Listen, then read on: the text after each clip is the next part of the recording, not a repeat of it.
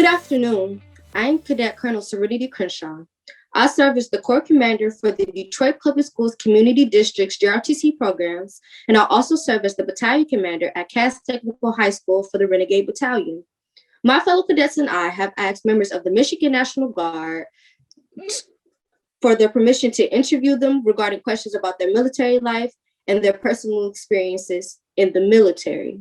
Our first guest today is Lieutenant Colonel Karen E. Sims. Beside me on the interviewing staff, we have Cadet Lieutenant Colonel Drew Cossum, Cadet Sergeant First Class Jalen Bradley, Cadet Captain Amilcar Velasquez, and Cadet First Lieutenant Alexander Dent. We all have prepared 3 questions for you today, but before we begin, I would like to ask you to give a brief introduction about yourself and to make our opening remarks. Good afternoon to you all, and it is such an honor to be asked to spend time with you today. My name is Lieutenant Colonel Karen Elizabeth Sims. I am 31 years in the Michigan Army National Guard, and I am a graduate of the Detroit Public Schools Cass Technical High School. I am a graduate of University of Detroit Mercy, and Davenport University. I hold 2 bachelor's and a master's degree. My master's is in science nursing with specialization in clinical informatics and hospital management. The current duty position that I am in right now is the Deputy Commander for the Michigan Army National Guard Medical Detachment right here on East 8 Mile Road in Detroit. It is a pleasure for me to have been able to come back to the city in which I grew up in and serve not just in the Guard here, but also serve in my community. We are currently doing the COVID-19 vaccination mission for our DOD personnel, getting them vaccinated so we can get after 70% herd immunity so we can get back to living a normal life and be able to do more things like this in person instead of in a digital environment. That's pretty much what I have right now. Tell me, where do we go from here? Thank you so much. Like I said before, we all have prepared 3 questions for you, and I will begin and will introduce the following cadets.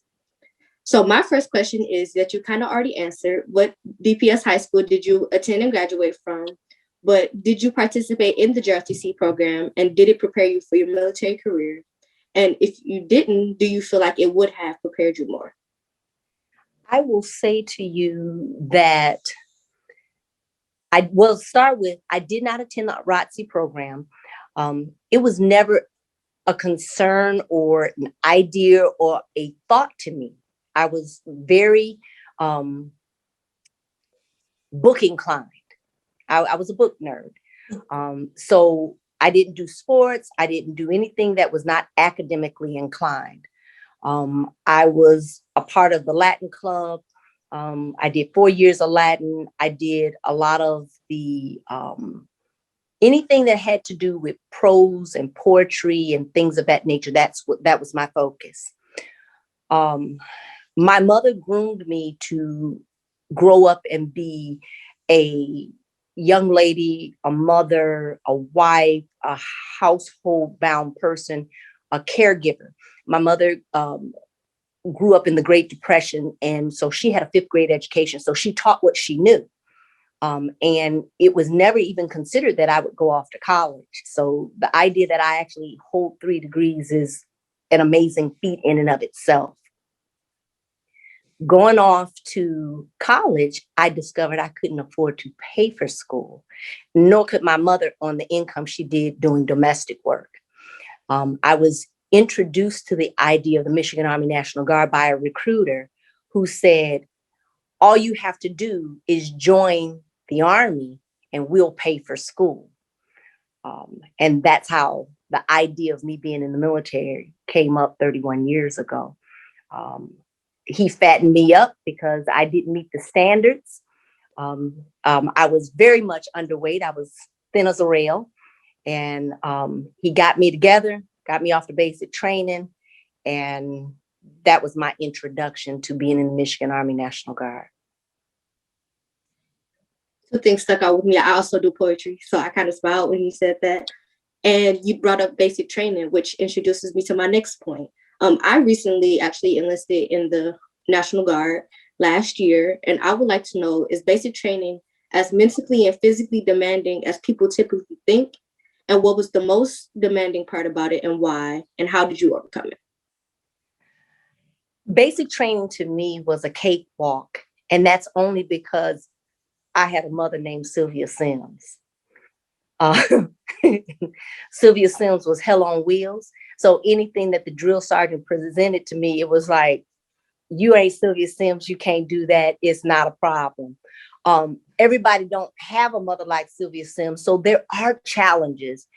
I think the biggest challenge is being away from home, being away from your routine, and surroundings that you are familiar with. So it's an adjustment. It is also an adjustment to be around a variety of people who don't all think and act the way you do. You add on top of that a change in structure, rules, regulations, and everything that's being thrown at you. It's almost as if it's having to be remolded and reshaped to think green, to think Army. So I think for, I will say, a younger generation that is more of a generation that says, I want to know why, it may have its challenges. I have grown children, and one of the interesting things that didn't occur when I was growing up, if mama said, then that's just the way it was, and you moved out and did what you needed to do. The generation of the children that I have raised, they have to know the who, the what, the when, the why, the how, and a few extras to go with it in order to accomplish tasks. So that, I think, will be the biggest challenge, is not always knowing the why behind what is being asked. Know that there's always second and third order effects associated with it. That's very interesting. Thank you. My last question for you is, was there a time you ever felt you were discriminated against because you were an African-American woman? And has anybody ever questioned your authority because of your race and gender? Yes and yes. To be African-American and female in an organization that began as a white male-dominated organization is a challenge unto itself. We have made great inroads and strides in that area, but I don't know that it's true discrimination across the board. I don't believe it's that. It's just a difference in culture. It's a difference in the way that people are raised. It is not having exposure or having all the information and tools in their toolbox in order to make better decisions about how they interact with people. And we have to constantly be cognizant of that, call people on it, because if you don't tell them that they've done something that is unacceptable and they think that's the norm and it is okay, how do we get better? Thank you so much. Thank you so much for answering my questions. I will be followed by Cadet Lieutenant Colonel Drew Costin. No, Colonel Sims.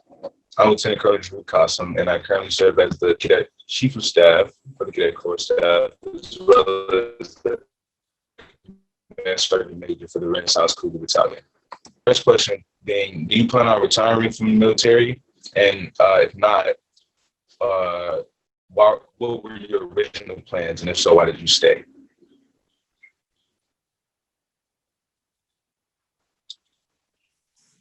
Uh-oh, I don't know, where did I go? So let's start with, I do plan on retiring from the military. I am eligible to retire now. I have 31 years in. I joined the military January 24th, 1990. Being that I am eligible to retire, my goal is to continue to serve until I'm either told to take a knee or my body doesn't hold up or I hit 40 years Wow, of okay. service.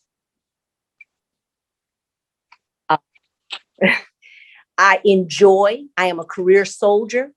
At this point, I am able to give back to those like you that are coming along.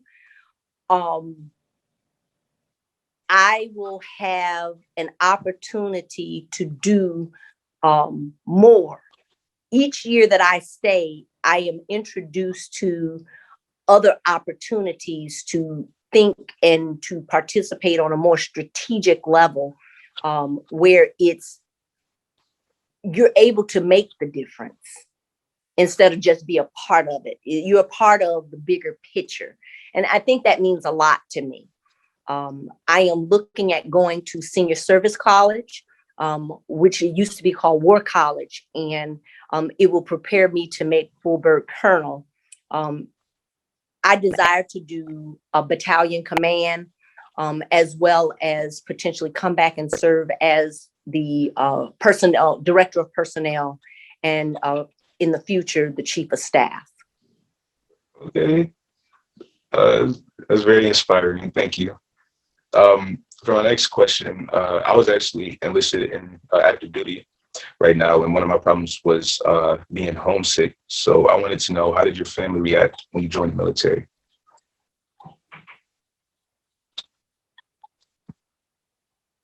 My mother thought I was crazy, and she said there was no place for a girl. My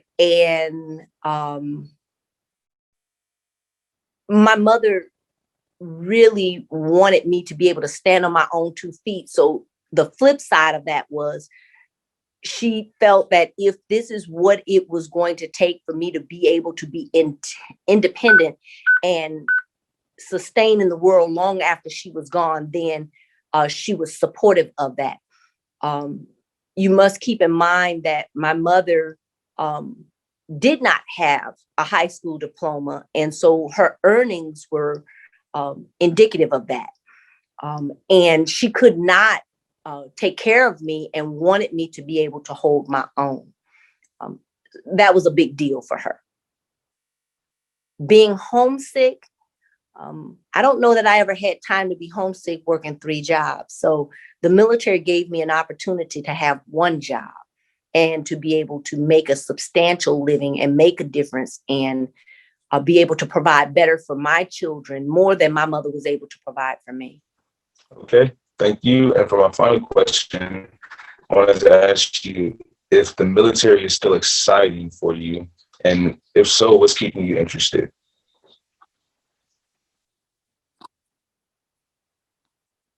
Yes, the military is still exciting for me. We are learning to work in a different environment now. When you think of the Army, you think of going to war. Well, we're in the middle of a pandemic, and hopefully on the downside of it, actually, but learning to do domestic operations and support on a large scale in our community is the farthest thing from what I could have imagined joining the military. It's being able to affect change for an entire population. In previous duty assignments, it's the ability to touch the thousands of soldiers medically to make them ready to deploy and fight. So there's every opportunity I've had thus far has been an opportunity that has stretched the limits of my ability, and challenged me to read, to reach out, to connect, to network, and to collaborate. So it's an amazing thing, and it's an exciting experience. Every day I meet new people. Thank you so much, ma'am. Those are all the questions I have for you today.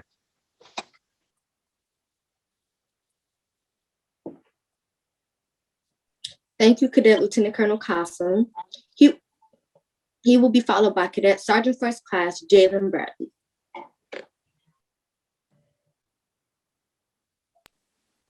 Good afternoon, Colonel Sims. So I have a couple questions for you today, of course. My first one is, are you married? And I heard that you have children. So how exactly does being in the National Guard affect them at all for you? Okay. I am not married, I'm divorced, but I have a total of 12 children. Not all biological. I have between adopted, fostered, and biological children, the 12, all of them being grown from age 35 all the way down to my twins, which are the only two at home that are 9 years old. Family is one of the most important things to me. So they are my life. They are my joy. And it's been a challenge and a blessing at the same time.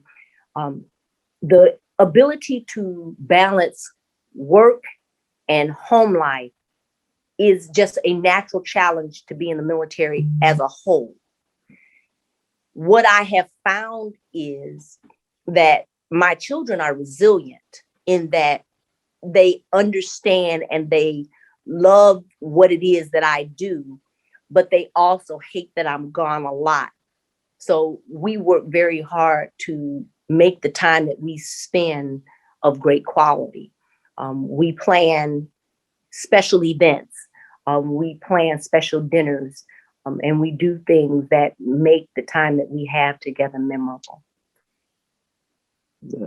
That's really amazing. And that sounds like quite a challenge, but I know you're likely up to it. So my next question is, have you ever been in a combat zone? And what exactly was your job if you were? And if not, were you ever deployed?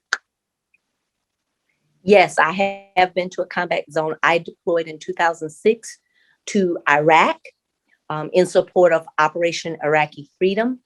I was there for about 14 and a half months, almost 15 months.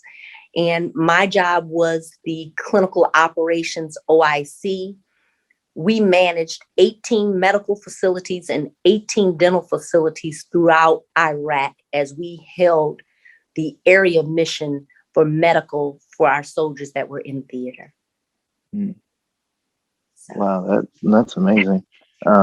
So my final question is, when you first joined, what were your expectations of the National Guard and were they met? My expectations was I got a paycheck and I got college paid. Absolutely, it has been more than that. And compliments of them, I hold 3 degrees, and that's between my Montgomery GI Bill, tuition assistance. We had bonuses for the enlistment that I had, just all around. Every possible thing that was put on the table for me to take advantage of, I took advantage of it. Well, I'm glad that you did, and I'm glad you're here talking with us today. And thank you. That was all the questions I had. Thank you, Cadet Sergeant First Class Bradley. He will be followed by Cadet Captain Amilcar Velasquez. Good afternoon, Colonel Sims. I am Cadet Captain Amilcar Velasquez, a senior at Cass Technical High School. And I have a series of 3 questions for you. You sort of answered my first question. So about like, why did you enroll in the National Guard because of college? But if you can go more in detail, or there's another reason, is what made you want to join the National Guard? So when I went off to college, my mother sent me with $500 and she said, make it last, because that's all she had saved up for me to have when I left. That didn't last very long.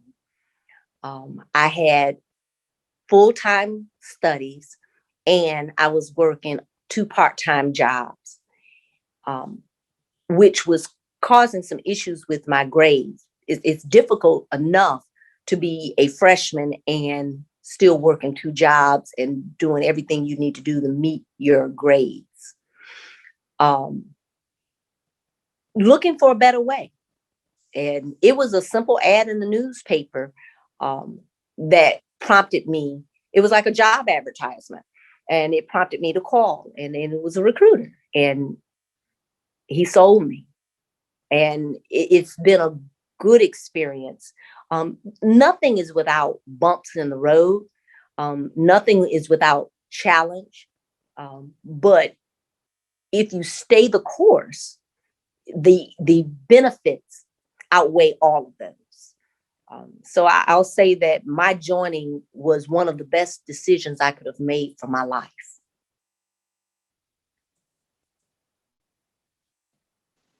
Interesting. For my next question is, what was the most appealing effect of the job you selected in the National Guard? Well, I don't know that I selected my choice of job. When I took the ASVAB, I scored very high, and I was given a choice of 3.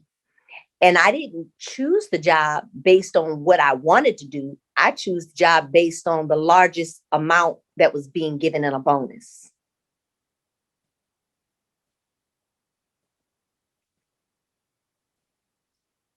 That said, I enlisted in the 31 series as a communications specialist. And I did that and went through the ranks till I made E6. And I went to OCS, and the rest is history.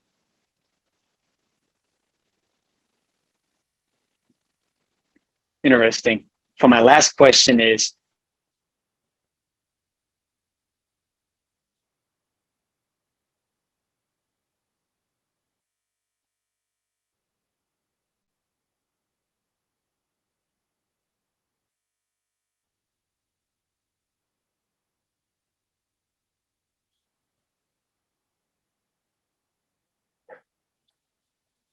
I can hear you now. okay, it just something happened. But for my last question is, what are your daily routines and responsibilities as an administrator at the Michigan National?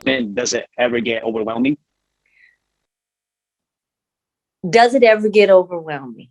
Yes. When you have multiple taskings and more taskings constantly being applied, it can be overwhelming. My primary duties is really being the officer in charge for the medical detachment and being the right hand for my commander, who is an M-Day traditional soldier 1 week in a month, 2 weeks out the year. So I am his deputy. That carries a lot of weight to make sure that I am executing the duties as he would have me do them, keeping him apprised of the daily goings on and critical touch points that he needs to make so that he can make better decisions.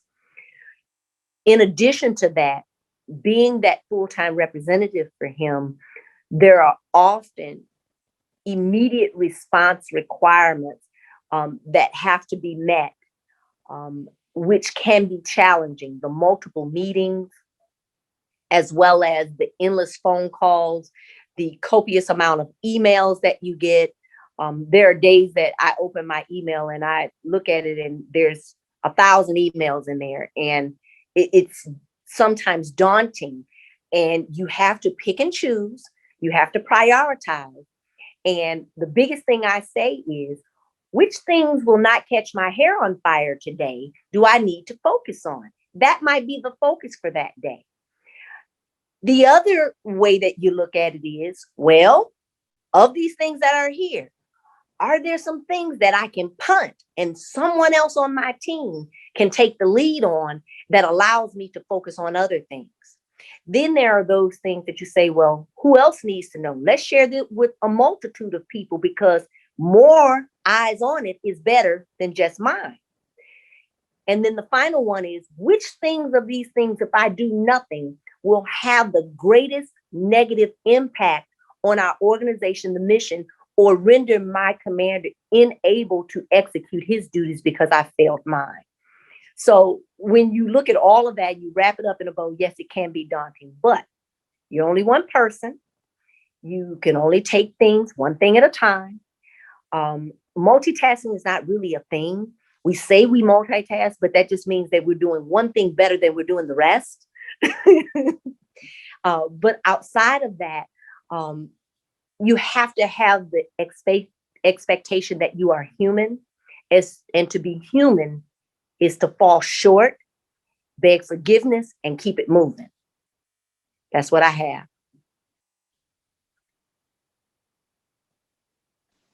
Thank you for answering my 3 questions. Thank you, Cadet Captain Velasquez. Our final interviewer is Cadet First Lieutenant Alexander Dent. Good afternoon, Colonel Sims. Good afternoon. I am Cadet First Lieutenant Alexander Dent, and I am the S4 at Cass Technical High School. Today, I have 3 questions for you today. Today I have 3 questions. For my first question, I have, what is your most memorable experience in the National Guard? My most memorable experience, and also one of the most challenging experiences, was that of me being the company commander for the 1171st Area Support Medical Company. It was the most memorable because it's the one place that I had the most direct impact on soldiers. It was the most challenging because it was something I had never done. And to follow in someone's footsteps and hear, well, that's not the way it was done before. You are now challenged to prove yourself or to break the mold of, we're going to do something different. Change is hard. So one of the things I'll say is people are resistant to change. And when you come in and you're making changes, there is that push against that change. I learned from that is that you can't run into the door and immediately make changes just for the sake of making changes. You need to go in, you need to sit down and listen. You need to take it all in, observe, get an idea of the lay of the land before you decide that you're going to make changes just because you have bright ideas. Oftentimes things have been tried and done and have not worked, and there's a reason why it's not being done that way. I learned to really rely on my senior NCOs as they actually run this. I can be the planner. I can put forth my best effort, but without those senior NCOs to lead the charge, I'm not going to be successful. And so that was something that I had to really, really take it all in, and I had to learn, and I had to rely on my first sergeant and those platoon sergeants to make it do what it did. Thank you. That was very encouraging. For my next question, I have, how do your personal relationship outside of the military differ from your professional relationship in the military?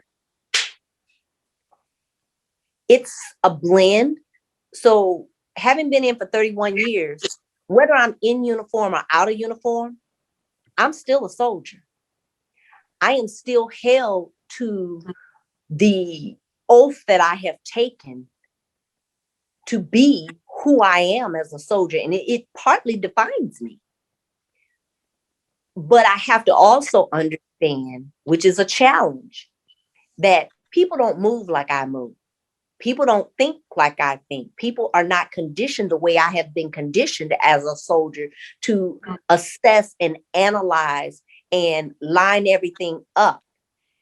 So I have to have grace when I'm dealing with others, in that I may come to a conclusion well before them, but I got to let them get there. So sometimes it's taking a step back, holding your peace and allowing things to mature on their own.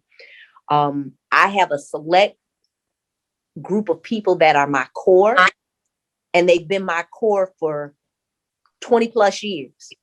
There are not very many people that are within that circle. And that's kind of how I survive it, is it's like the yin and the yang in those relationships, that I know them, they know me, and they're able to call me when I've soldiered too hard in that civilian entity of life. It's a balance. It's a delicate balance because sometimes it's not evenly yoked.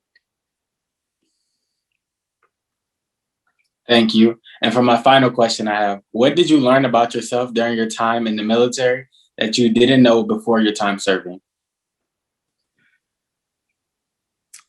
I would say